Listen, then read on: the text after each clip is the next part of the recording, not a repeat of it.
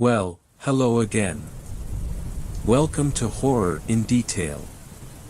Today we are going to share Wendigo encounter stories. First story. This story was shared by you/Togiak. I encountered a Wendigo while making a remote border crossing. We've got crows back at home. In my town we see them every day. Sometimes solo, sometimes in a group. I am well aware that a group of crows is referred to as a murder, but despite this ominous label, they're pretty shy and generally fly away at the first sign of danger. But the pair of big black birds circling the point across the lake were something else entirely. I know that around the Canadian border ravens become more common than crows, and this is what I suppose they were. But these were really big, too big, possibly bigger than an eagle. And as they circled the point, the calls they made were unnerving.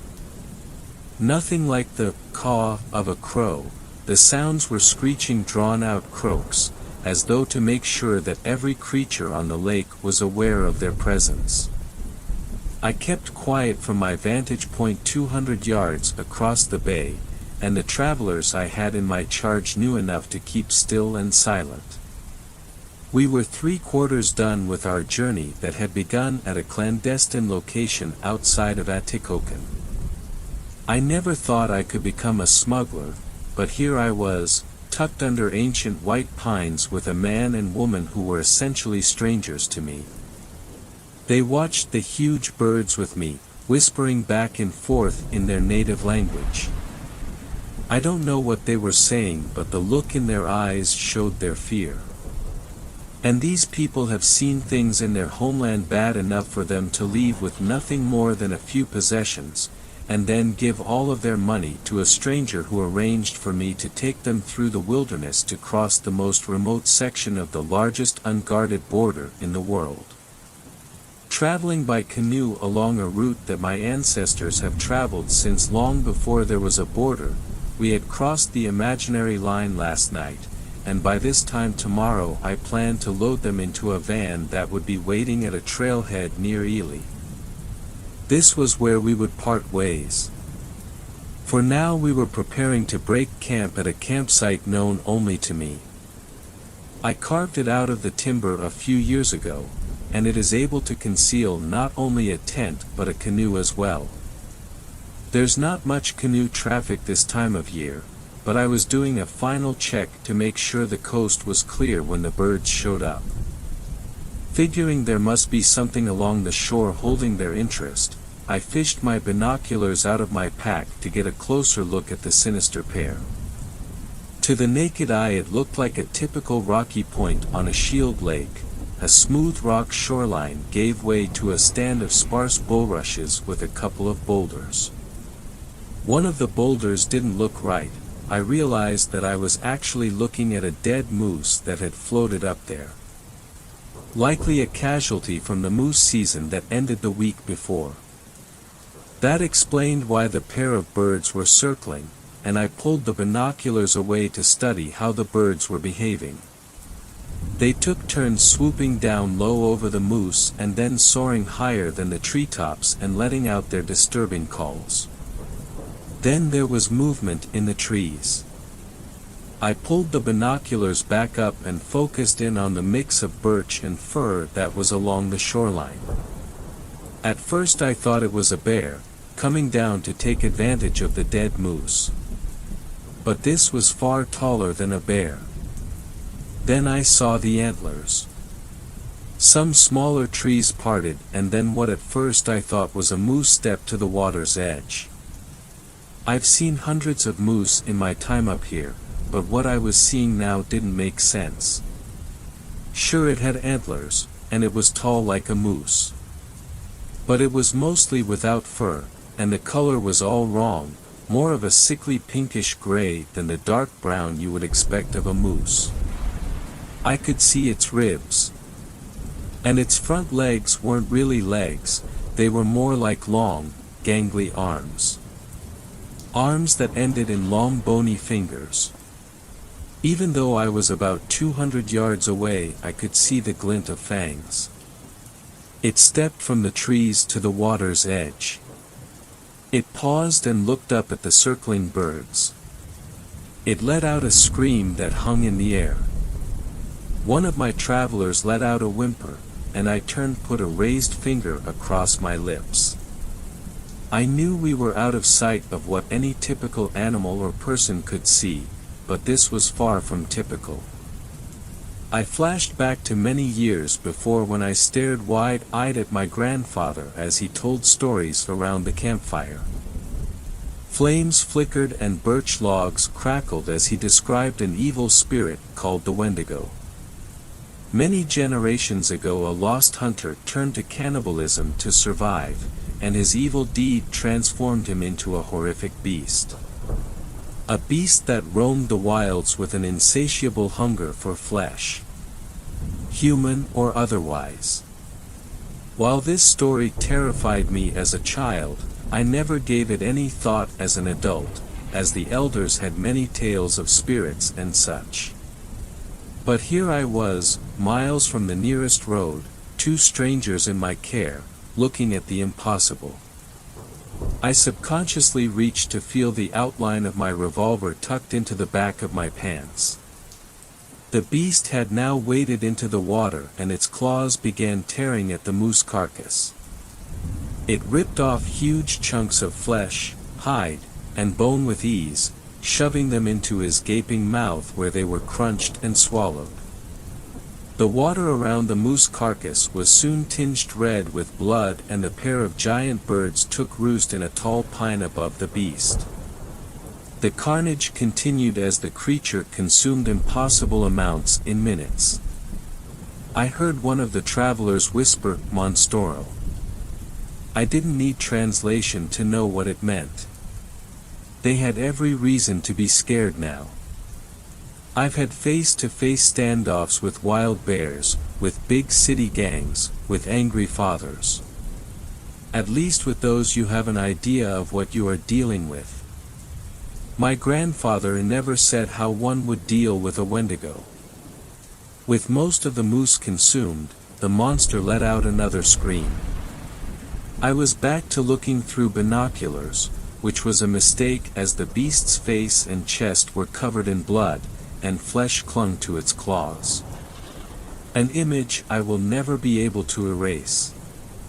Despite having consumed the better part of an adult moose, it was still gaunt in appearance. It took a last look around, and I stopped breathing when its gaze seemed to focus on our location for a moment.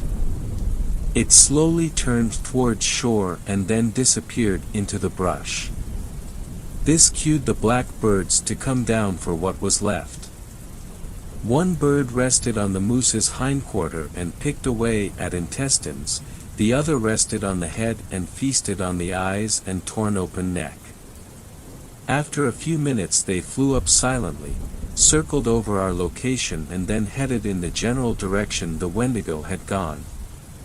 At least they went in the opposite direction we were headed.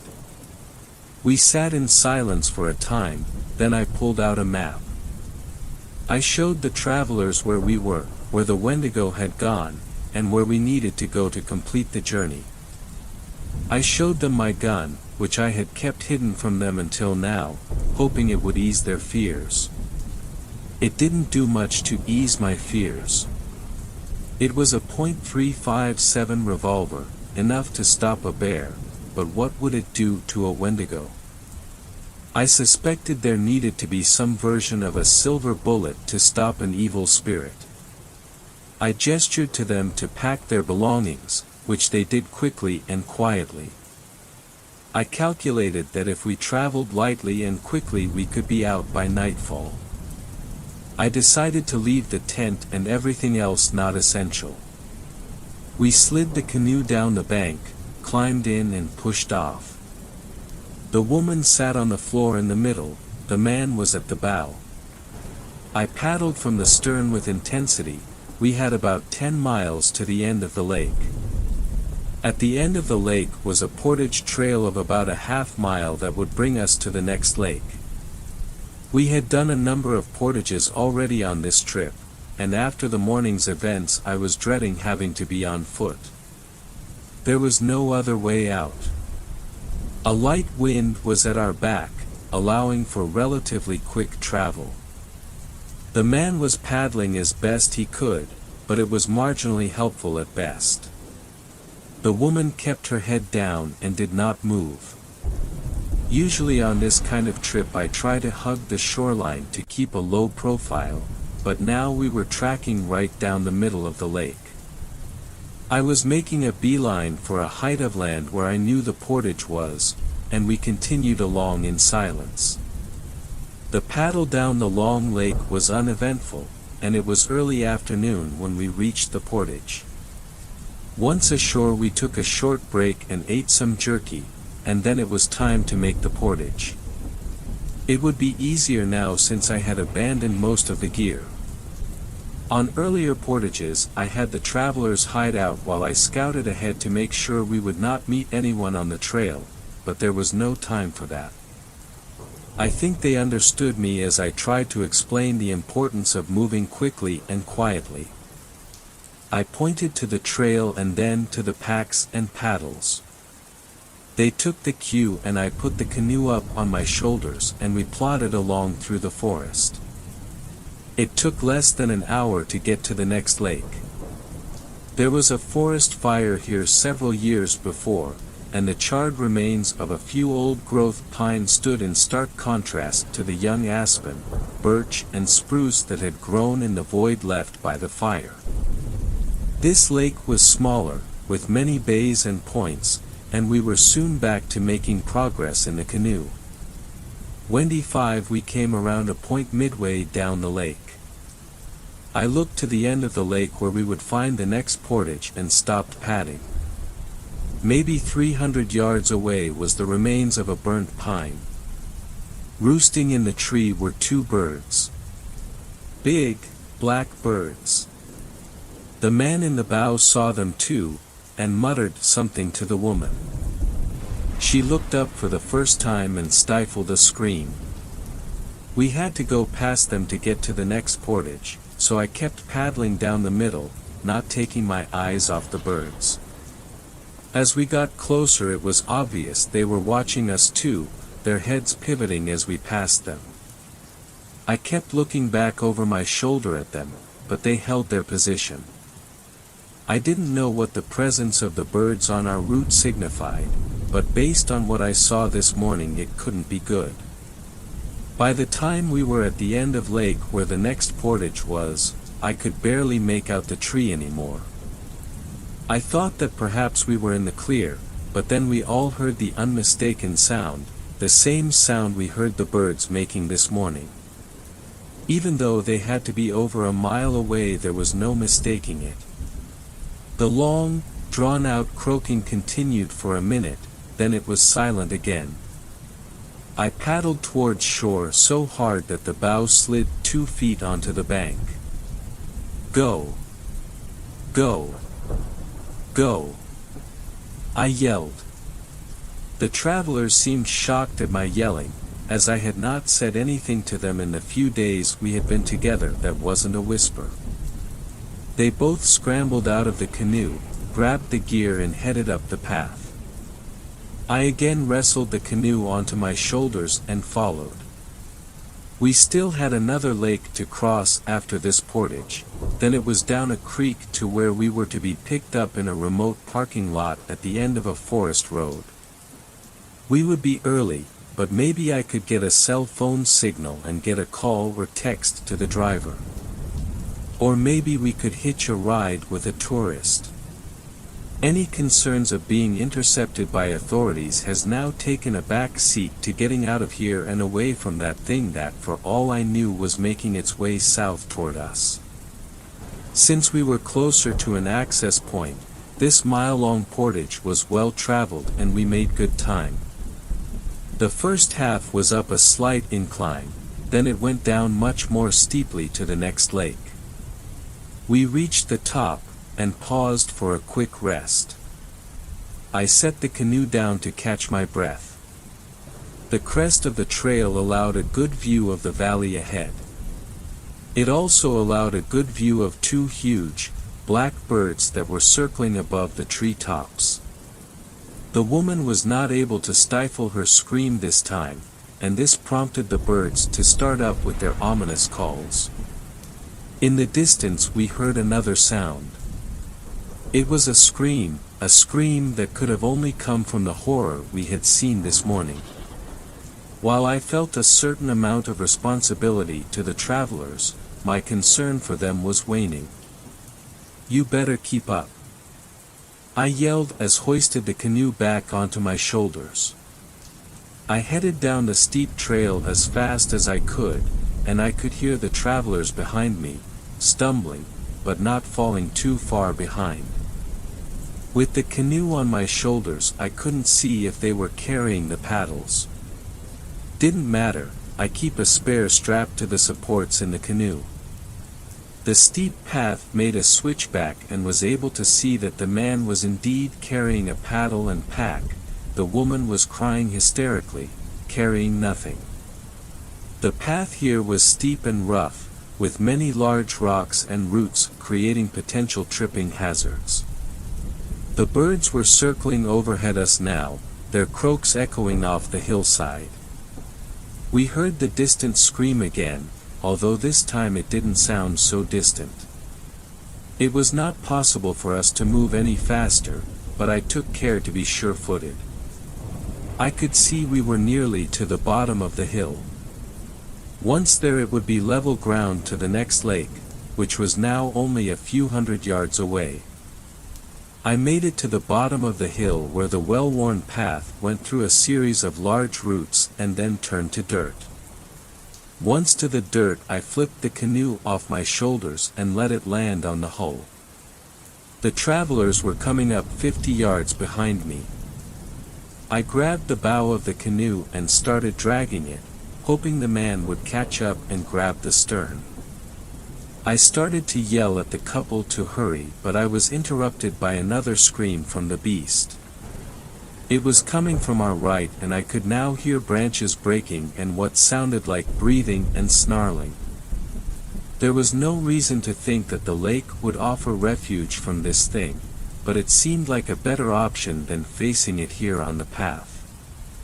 The man was almost caught up to me, but he stopped to see where his partner was. She had tripped on a root and was now screaming, not sure if it was in pain or terror. Probably more terror, as the Wendigo had broken through the brush along the trail and was now 50 feet behind her. She looked back at it and let out what she meant to be a scream but came out as a yelp. The beast was on her in seconds, and it picked her up over its head and slammed her to the ground. The man dropped to his knees, watching in horror as his partner was torn apart and devoured. Wendy ate. I resumed dragging the canoe as fast as I could, not looking back. The beast let out another shriek, then there was a scream that I presumed to be from the man. I tried not to think about the snapping and crunching sounds I could hear from behind me. The next lake was now in sight, and even though my entire body wanted to quit, I was now running. The shoreline was sandy and I ran right into the water, allowing the canoe to float past me. I hopped in when the back seat was even with me, and in one motion pulled the tag end of the knot that held my spare paddle in place. A few quick strokes and I was 20 yards from shore. The screams of the beast continued, and the black birds that had been watching the bloodbath from treetops now were starting to swoop around me, getting closer with each pass. The Wendigo was now on the shoreline and it let out the loudest scream of all. It stepped in the water to its knees but stopped, gesturing with its long arms and howling at the sky. Not knowing what to do next, I pulled out my revolver. At the end of this lake was the outlet stream that would lead me to a bridge. For the moment I felt safer where I was. The birds were getting ever bolder, and I could feel the wind as one of them swooped in on me from behind my shoulder. It wheeled around over the bow and came right back at me. It reared back at arm's length with its wings spread and its talons coming right at my face. Taking advantage of a perfect opportunity, one pointed the gun barrel at the bird's center and pulled the trigger. Black feathers flew and the now silenced bird landed in the water and strangely sank out of sight. The other bird flew up high and then quickly descended, coming right at me. I had the gun raised, but the bird did not offer a good target and it flew past my head. Sensing weakness, it circled around and attacked, pecking me on the back of the head with its massive beak. I had to be careful not to tip as I tried to fend it off with the paddle. More determined than ever, the bird came back at me. I fired twice, missing both times. With 3 rounds left in the gun, I knew I better choose my next shots carefully. The bird came from behind me again. This time it wheeled around quickly, planting its talons on my chest and pecking at my eyes. My attempts to fend it off with a fist were not successful and it got a hold of my eyebrow. I could feel flesh pulling away from my skull, and I pointed the gun right at it, and even though I thought the barrel was pressed right into it, I still missed. I resorted to using the gun as a bludgeon that I slammed into its neck. This had a noticeable effect. It let out a deep croak and let go its grip. I was not watching the Wendigo at this point, focused on the dark feathered assailant. I could hear it though, as it let out shrieks and screams louder than a siren. The remaining black bird, shook up some from the pistol whipping, flew in a crooked path now, obviously having difficulty maintaining its course. I felt confident I could take it down with one of my remaining rounds. It came straight at me. I let it peck the top of my head as it went by. It circled around again, and once more I let it get me with a good peck to my temple. It made another loop around, and I was ready when it followed the same path of attack. It came right at me, and I was looking down the barrel right at the bird's head when I pulled the trigger. The raven's head disintegrated in a cloud of black feathers and blood, and the headless body landed at my feet, wings still flapping, talons still grasping. The shrieks of the Wendigo suddenly stopped. It stood motionless, staring out at the lake, not necessarily at me. I set the gun on the seat next to me. There was still 1 round left. I used the paddle as a shovel to lift the dead bird over the side and into the lake, where it too strangely sank out of sight. The Wendigo, while still a fearsome-looking beast with its face and claws covered in blood and flesh, had lost its menacing posture. I pointed the revolver at it, right at its head. I was confident I could hit it, not confident that my 1 remaining bullet would kill it.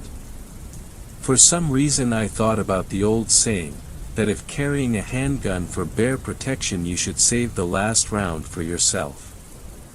Pretty sure the old saying applies here. I lowered the gun and watched the beast.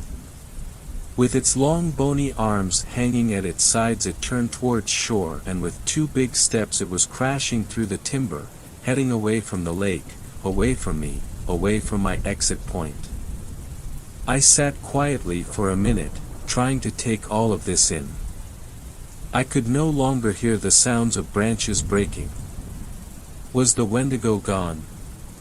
Apparently they can't, or won't swim.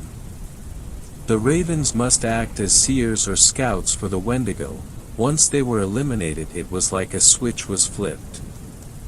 I thought about the hapless travelers. I knew it was pointless to go back to where I had last seen them. What would happen to me when I left the lake? It was now late in the afternoon. I slid the revolver with its 1 bullet into the back of my jeans, picked up the paddle and headed for the outlet creek. Second story. This story was shared by you/boy with a loaf of bread. all the urban legends about me are wrong. Throughout all of human history, there has been one constant throughout the variables of civilization's advancement: stories.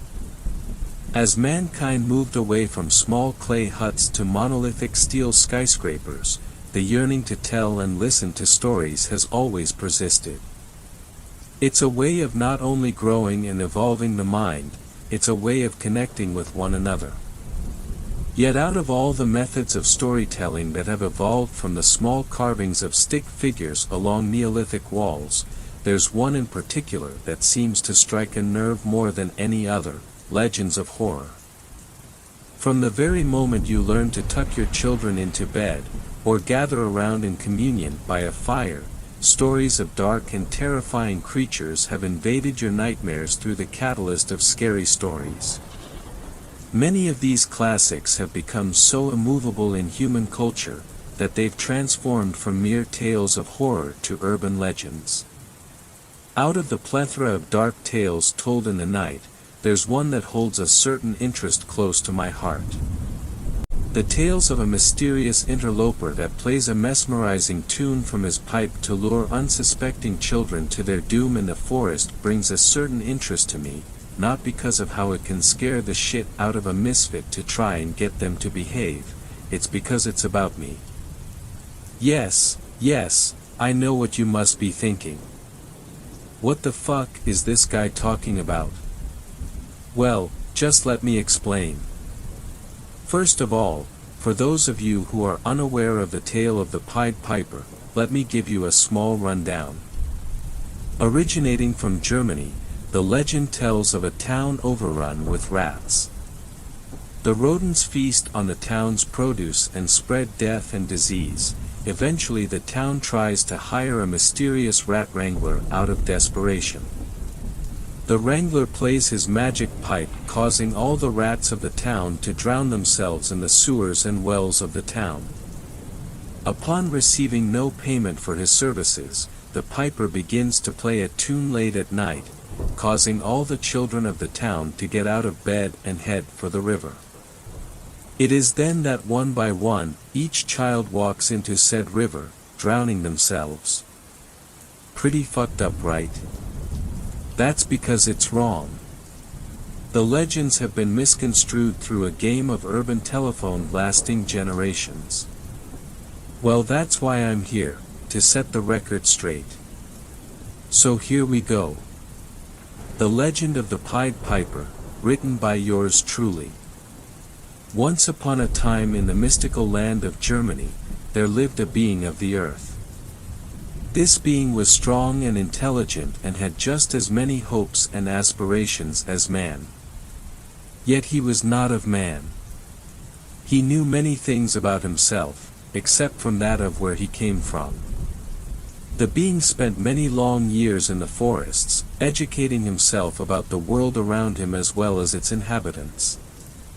During the day he would spend time with his friends, who were the fellow inhabitants of the forest floor. At night he would take his musical pipe fashioned from the pine of the trees around him, and play. Music was like a drug for the piper. He knew many songs, of which he would play a new tune every night. Once every so often, the piper would play one song through his instrument he knew all too well. The Song of Hunger. Unlike the rest, this song would reach far and wide in the land around him, yet only one other would ever hear it. This other would be a child.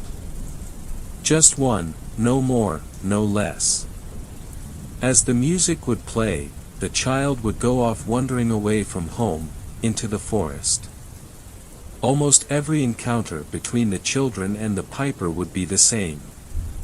The entranced child would walk into the woods smiling a cleaning smile as they came to the source of the wonderful tune. They would look up and see the piper perched along one of the tree branches up above. "Are you the one who plays such lovely music?" the child would ask. It would be then that the music would stop. Almost immediately after silence returned to the forest, the child would look around in complete adolescent confusion. Having absolutely no idea where they were, or how they got there, they would look up at the piper and ask how to get home. Home. The piper would ask, hopping down from his tree branch, "My sweet delectable child, you are not going home." For a short time afterward the piper approached the child. The quiet forest would be filled with the screams of pain and anguish as the child would be feasted upon by the piper. Tendon by tendon, limb by limb, bone by bone, the piper would consume and leave nothing to waste. But out of everything consumed, the fear and pain of the child would fill the pipe's belly more than anything. It would strengthen his essence with every scream and cry for mercy, to which there would be none. Once the meal was finished, the piper would dig far below for a short while and sleep. Every so often he would awaken for a season and play music, engage with his friends of the forest, and consume a meal. Then he would return back to the ground for another short while to sleep once again. On one particular awakening, however, he was not greeted to surrounding trees as he crept forth from the ground, but by houses and streets of stone. The wonderful forest he had known all his life had become the town of Hamelin. The piper was disgusted by what man had done to his home. However, peering through his anger was curiosity. He would roam the streets of Hamelin, seeing its many inhabitants while also searching for any remnants of his old home. Eventually he came to the river of Hamelin and was filled with delight. The same water that had run through the forest floor still flowed through the ground surrounding the town. But all of this adventuring had done the piper in, his belly was grumbling. He was hungry. But the piper knew he could not walk into the town of Hamelin and take a child just because of his appetite. That was rude. And while man may have been rude, he was not. But he was angry. Angry at the perversion that man had done to his home. So as he sat on the outer banks behind the town of Hamelin in the dark of the night, he smiled as a plan arose in his mind. That next morning, dawn arose over a Hamelin under siege by hordes of rats. The rodents themselves had arrived by another one of the piper's talented songs. Day by day for weeks the people of Hamelin would try to stomp and smash all the rats, but to no avail. All hope for the little town had seemed lost, until one day the piper came strolling through the streets to the mayor's home. The mayor was weary and tired from the troubling invasion of rats, but was overjoyed when the piper offered a solution. "For sufficient payment, I shall find your streets of the rodent infestation." The piper said with a smile. "Oh, but of course. Anything for someone who could save our troubled town," exclaimed the mayor. That day the piper walked out onto the streets of Hamelin and played another tune on his pipe. The music carried over all of the rats of the town as they safely evacuated the town just as they had appeared. The townspeople rejoiced and clapped as their filthy streets were clean of rodents once again. Upon the completion of his work, the piper returned to the mayor for adequate compensation for his work. "How much coin for your service?" asked the mayor of Hamelin. "None," replied the piper. For a moment the mayor was confused, until the piper continued. "I only ask for your child," the piper said with a smile on his face and a deeper grumbling in his belly. With a face of rage and disgust, the mayor threw the piper out of his home, as the people of Hamelin beat and bruised him till he left their town. It was here that the piper had been changed forever. For the first time in his entire life, he looked back at the distant town of Hamelin, with revenge in his eyes. That night, the piper's song of hunger filled the air of Hamelin and lifted each dreaming child of the town out of their bed. In the midst of twilight, the children murdered their parents in their sleep, the perfect betrayal as repentance for their betrayal of the piper. Covered in blood, the children walked down the streets of Hamelin, carried by the soothing song of the piper.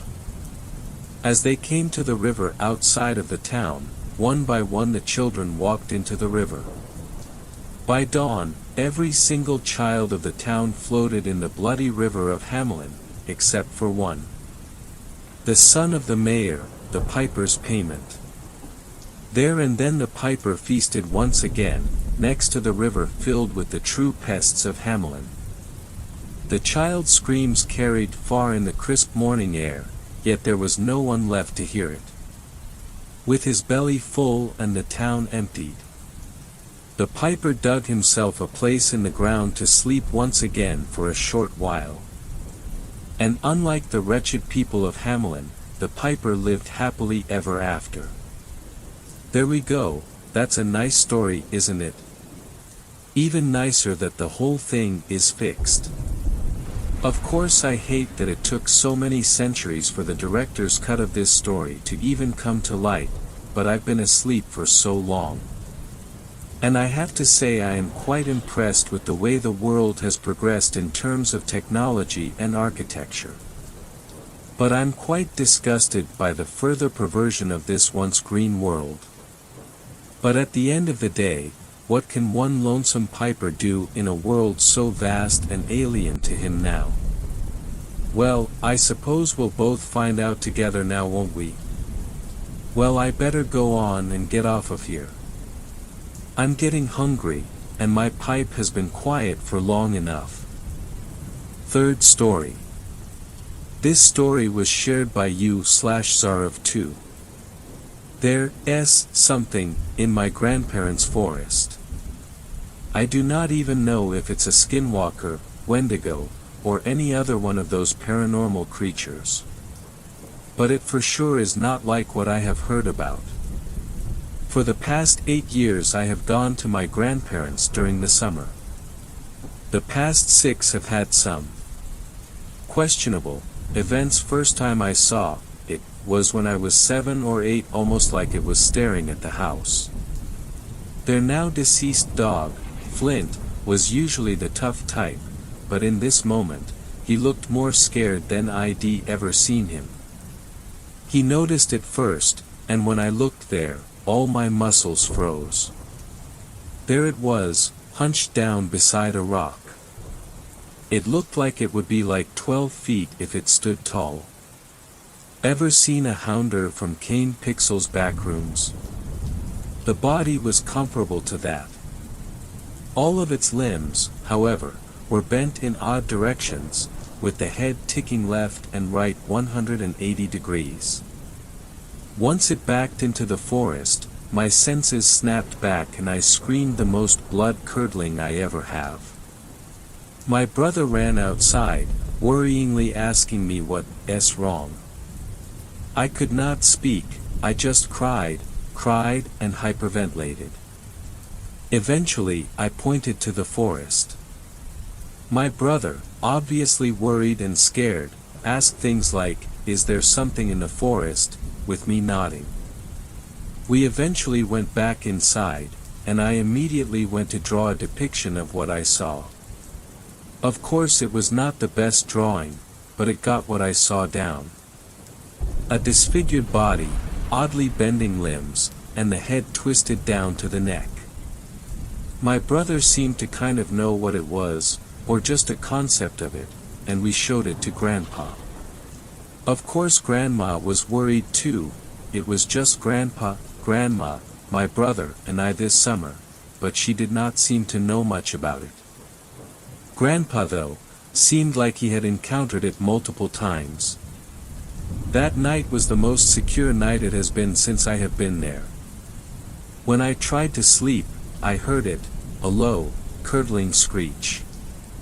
It seemed closer to my room, and when I bolted up, it ran away. That's all I remember from that summer. The next encounter happened when I was around 10. This time it was closer, and was not as bent down. Clearly it was some sort of demon, but I doubt even hell would have anything like that.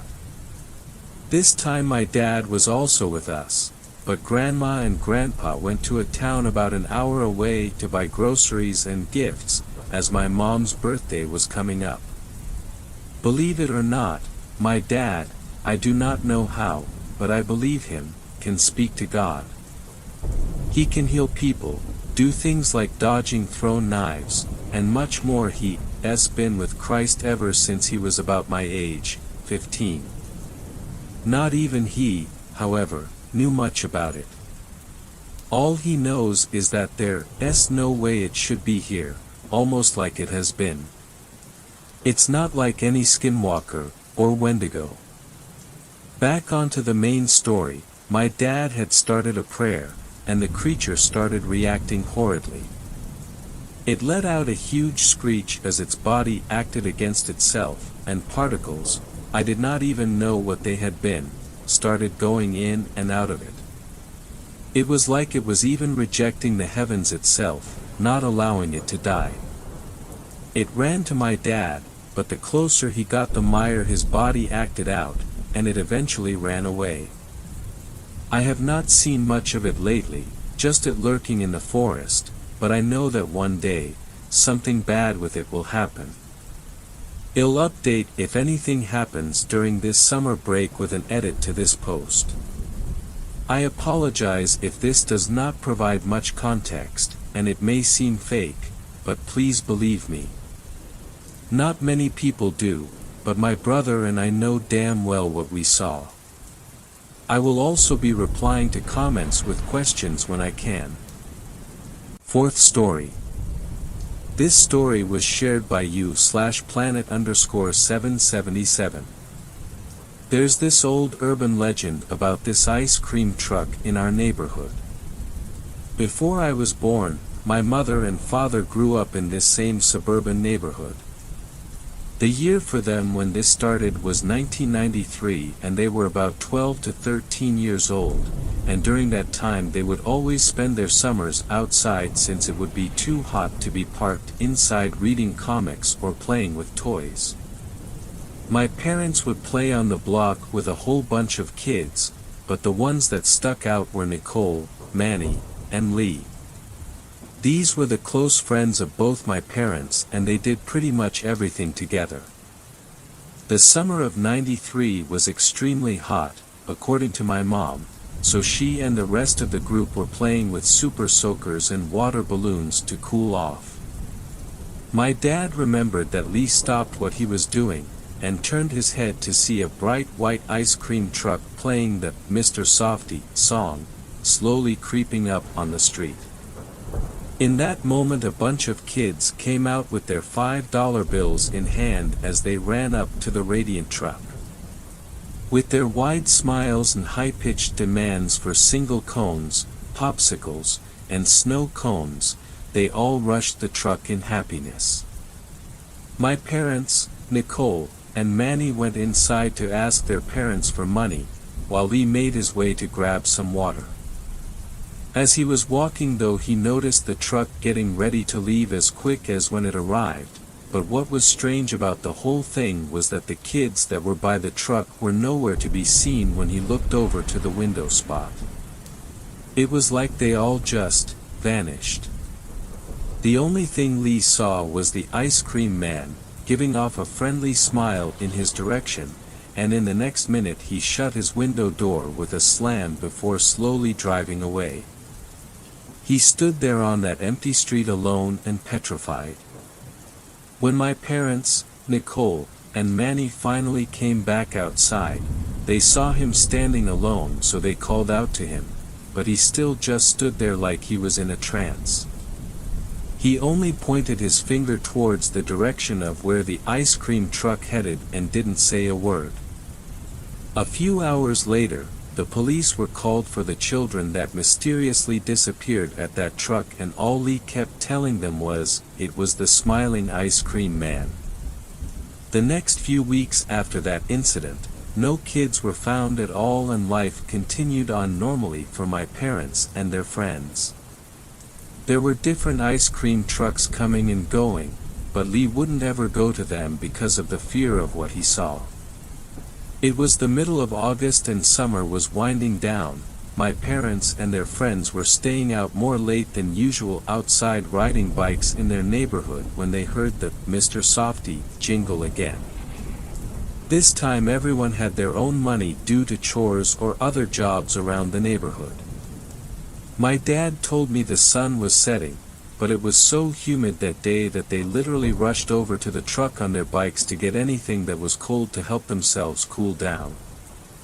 The only one who was hesitant was Lee because he knew that the ice cream truck was sketchy.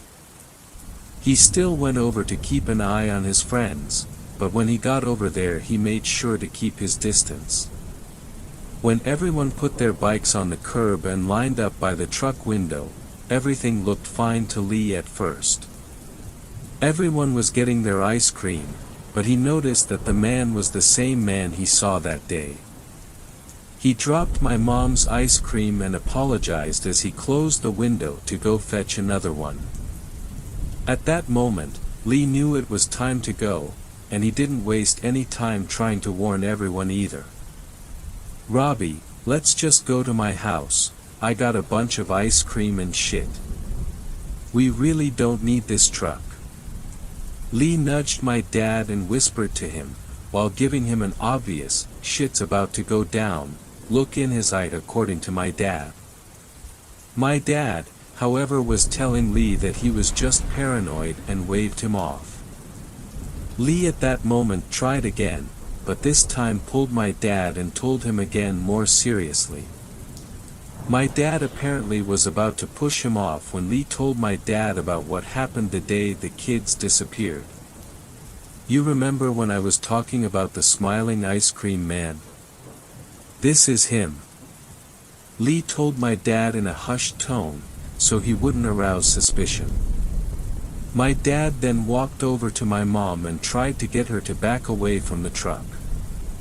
But they weren't fast enough. The ice cream man came back to the window and called out to my mom, "Aren't you forgetting your ice cream?" My mom brushed off my dad's arm and walked over to get her cone, but she didn't notice the sprayer in the man's other hand.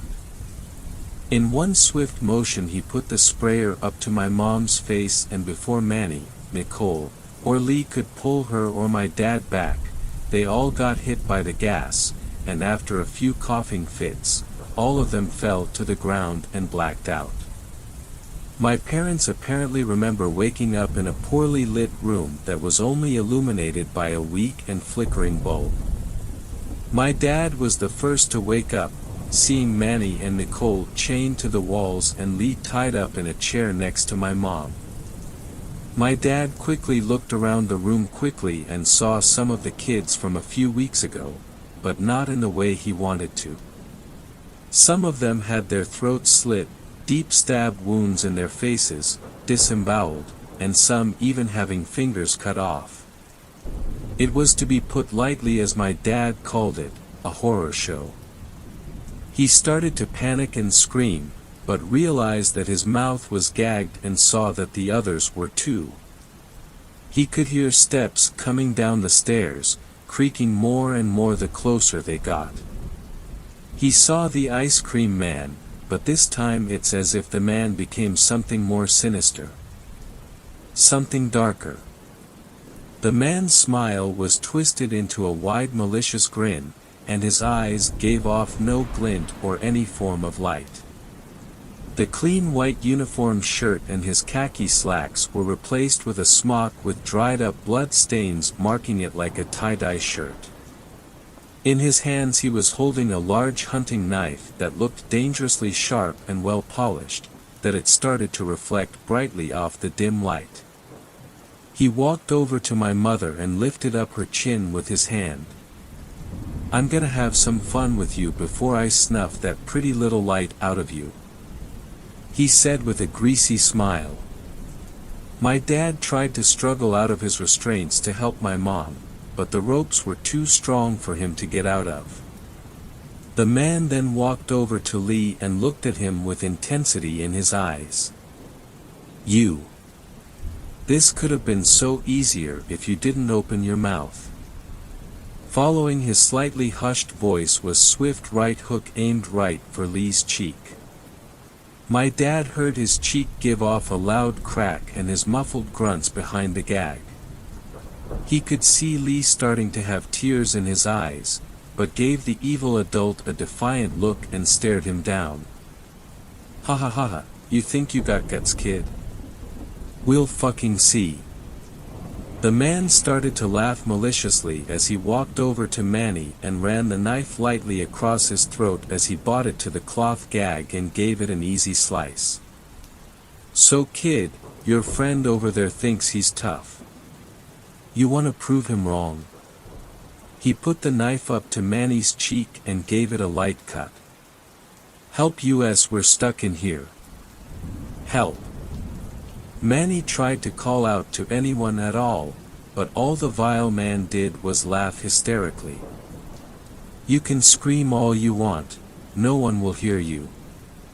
No one at all," the man said with a wide grin as he held the knife close to Manny's face. "You weird shithead." And with that, Manny headbutted the man in the nose. The man stammered back and held his bleeding nose in his hand. My dad noticed that his eyes were more malicious and full of contempt after that hit, and then an awkward silence filled the room. The man looked at Manny with a deadpan, soulless stare and flashed that friendly smile he showed us hours ago. Then in that moment, he ran up to Manny and stabbed him in the stomach. My dad tried to get out of his restraints to help, but the ropes were knotted too tight. My parents had to watch in horror as their friend was brutally gutted and stabbed over and over in his chest, his face, and even in his head to the point where brain and viscera was everywhere on the man. He rubbed Manny's blood on his face and let out a deep exhale. He walked over to a cabinet in the room and pulled out a scalpel and slowly walked over to Nicole. The thumps were the only thing echoing in the room as Lee and my parents looked in despair as he walked up to her and held the scalpel right over her left eye. He then brushed the hair out of her face and hovered the scalpel dangerously close to her pupil. "Your eyes," the man said as he started to breathe frantically. Nicole tried to struggle, but the man held her head firmly on the wall, staring deeply into her eyes as he waved the blade over them. They just looked so pure, and full of hope. He looked over to Lee and then said, "You still got guts, kid?" With that remark, the man raised his arm back, getting ready to use it. Nicole tried to shake her head to move out of the way, but it was hopeless as the scalpel pierced her eye and the man smiled widely in glee. He took off the gag so that he could hear her cry in agony. The remaining group watched with tears running down their cheeks. They watched him wiggle around the scalpel deeper and deeper into her eye as Nicole's cries became primal and unnerving. My dad recalled trying to fray the ropes even more to help, but it seemed like he didn't need to as he heard footsteps rushing down the stairs quickly. Due to the street cams on the stoplights, the police were called, and they came to the house where the truck was parked at, and went down to the basement. They all had their weapons drawn as they saw the man picking out Nicole's eye and looking at the officers with an evil and sadistic smile. The officers screamed at him to put his hands up, but he just walked slowly towards them. That's when my dad heard gunshots and saw the bullets hitting the man in the body. He still kept moving with each shot and started to raise his hunting knife to strike, while gurgling in excitement due to his wounds. The officers finally put him down with a shot to the head and he fell back onto the ground, never to move again.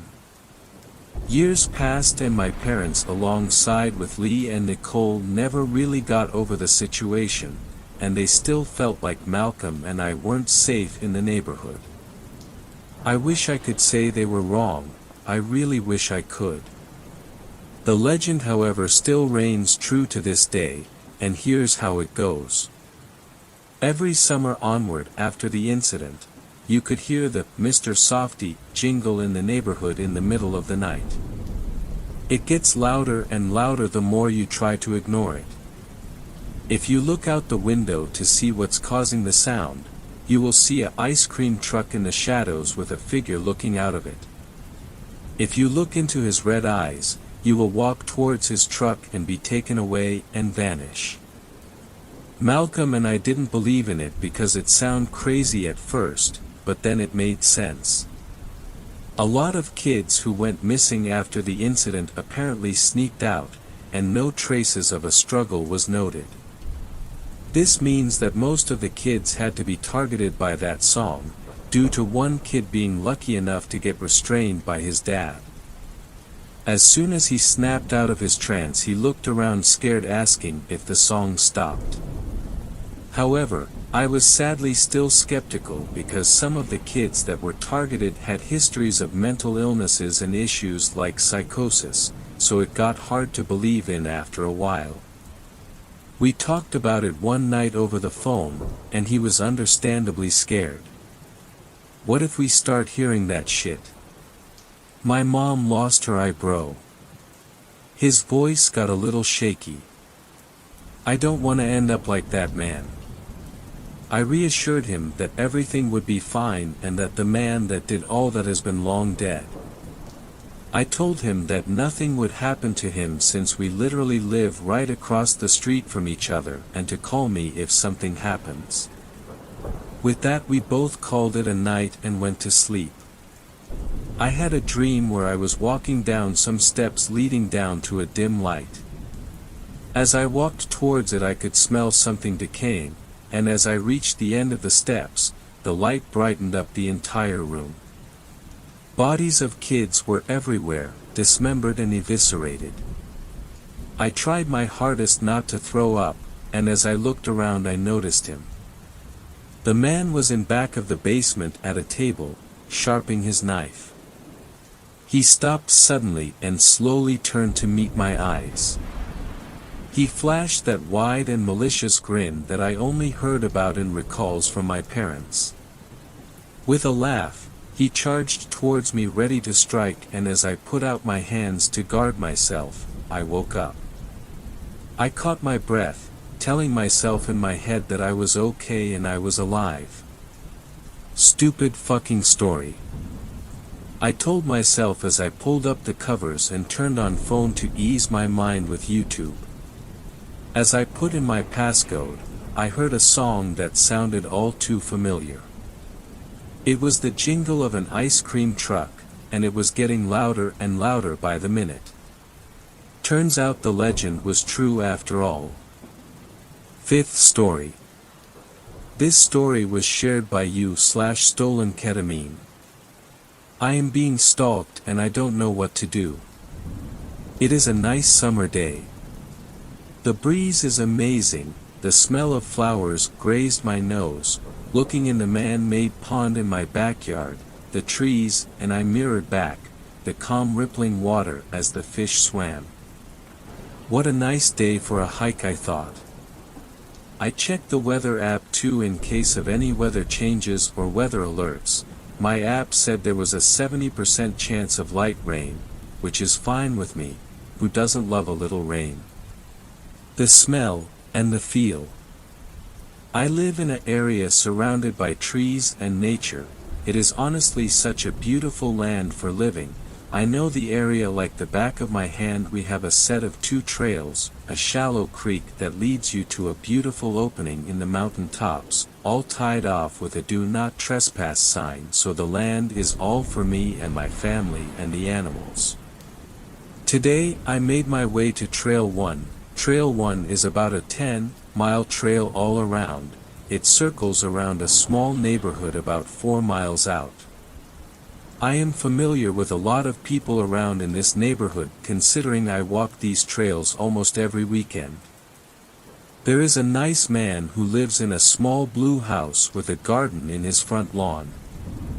He always waves as I'm passing by while watering his flowers. Before I started my hike, I picked up a small backpack to take with me. In this backpack I have 3 water bottles, 2 granola bars and a small pocket knife. Starting the trail with a smile on my face, I was excited. The weather is perfect. I can see and hear the birds, the squirrels scrambling up the trees shaking the leaves as I pass by, and the sound of the small animals rustling in the bushes trying to hide from me.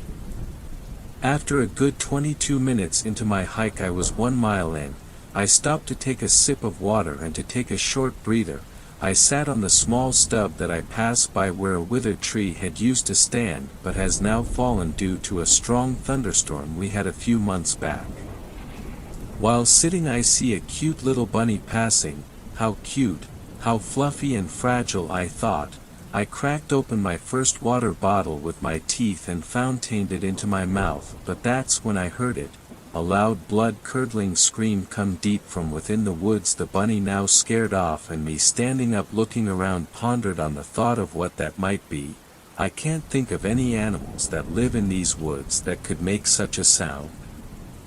I try to dismiss it as it may be a group of teens who found their way into the woods ignorantly ignoring the no trespassing sign. Continuing with my hike, I was now nearing the neighborhood with the crunch of gravel and leaves under my feet. What a satisfying sound, until it was interrupted with that ear-bleeding screech again. God, what the fuck could make that noise? It was louder this time.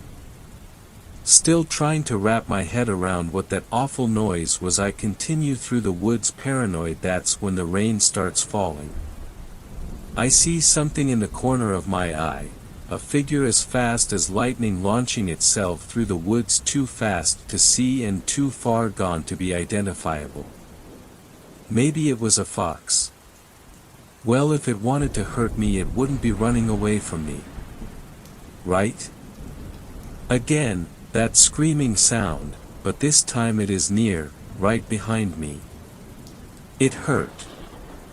I slipped in the mud and fell to the ground as I held my ears, covering them with my hands, almost crying, lying on the ground letting the rain hit my face. The pain. Oh my God. The pain. My ears now ringing due to that noise like shattering glass. I stood up, glancing around, even more paranoid than before. I then took the time to look down at my hands.